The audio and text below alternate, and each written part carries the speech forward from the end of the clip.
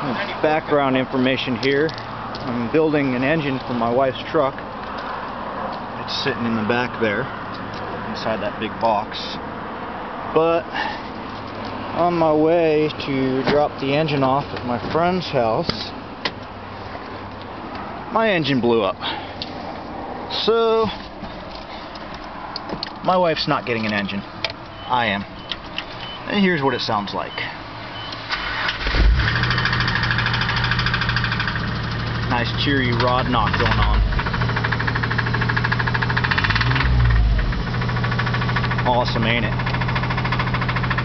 At least I got to my friend's house before it freaking blew up on me. And at least I have a replacement engine for it, fortunately.